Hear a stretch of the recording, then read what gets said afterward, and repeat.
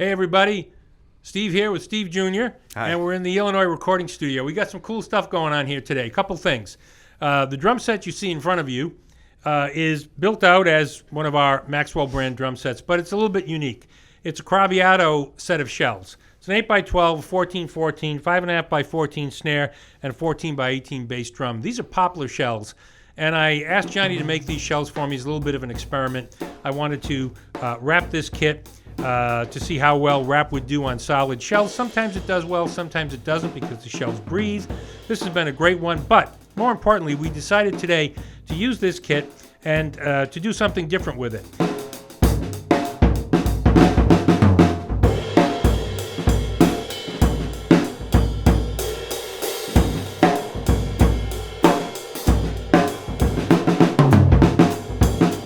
Craviotto solid shells are great.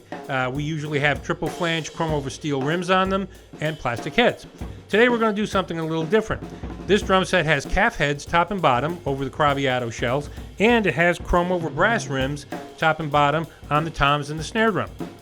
And just for fun, here's a triple flange steel rim, and here's a triple flanged brass chrome over brass rim. So I'm gonna take a drumstick and I'm gonna hit one of them, and then I'm gonna hit the other one, and I want you in your head to think which one's the brass and then which one's the steel.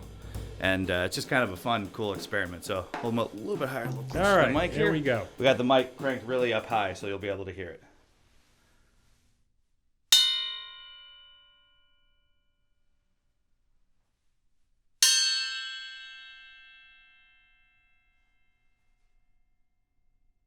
I'm gonna do it one more time.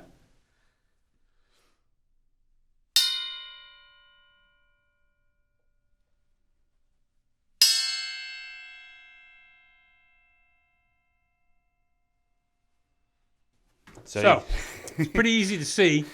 The chrome over steel, it decays a lot faster. The sound it's fine. There's nothing wrong with chrome over steel. Don't get me wrong there. But it's a different animal. Chrome over brass, the tone rings. It's more bell-like. It rings, it's pure, and it also has much longer decay. So at the end of the day, if you want choices, you've got chrome over steel, but if you can also use chrome over brass, that can be great. And not to mention it'll last longer because chrome really likes brass. It sticks to it really well, which you can see evidenced by some old drums that have aged incredibly well. So next step is I'm going to play this kit a little bit. That'll be coming up in the next phase of the video. And then a note about the setup here. This is pretty much my favorite setup. Like my dad said, it's kind of an experimental kit, so this one isn't for sale. But they're all single-ply poplar shells with 45 degrees. That's my own personal ride cymbal, so everyone always asks about it. It's a nice phosphorus, but I wanted everyone to hear it, but it's not actually for sale. I'll probably never sell that one. And then the snare drum has the stick chopper brass hoops, which are actually my favorite. And then these ones have the triple flange, so they're kind of like old WFL hoops, but they're all chrome over brass, all calfskin heads.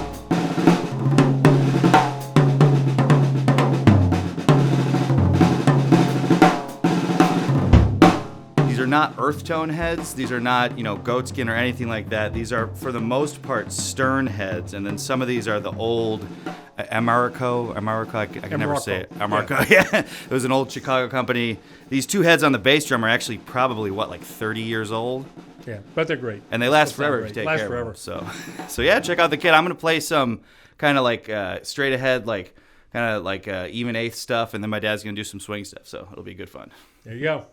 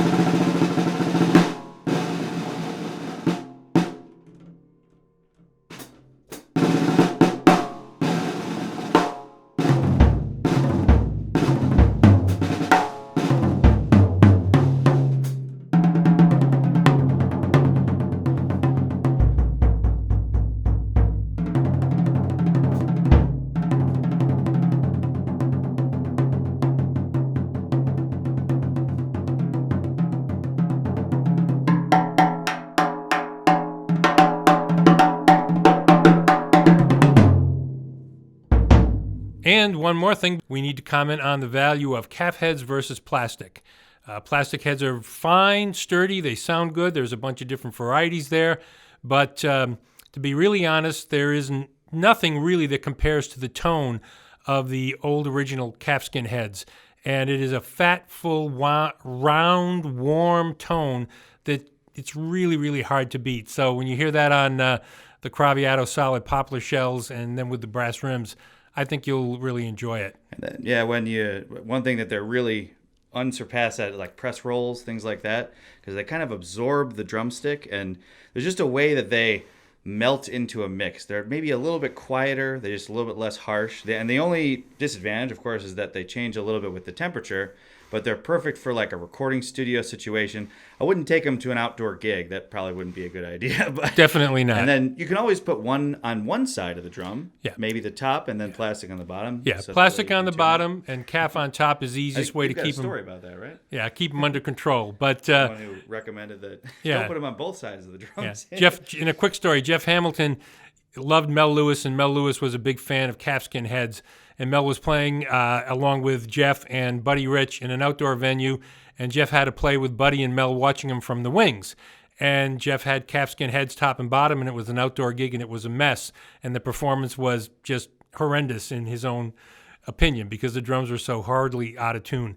He went back, and Mel said, "What were you doing out there?" And he said, "Well, Mel, I got to have calf." And Mel looked at him and said, "Just on the top, not on the bottom," because they just can't keep it in tune the other way. Anyway, long story short, we're going to play that kit. You'll hear the calf heads, and you'll feel the warmth. And Steve Jr. is right about the press roll. The press roll is just effortless with those calf heads. It's just remarkable. So enjoy.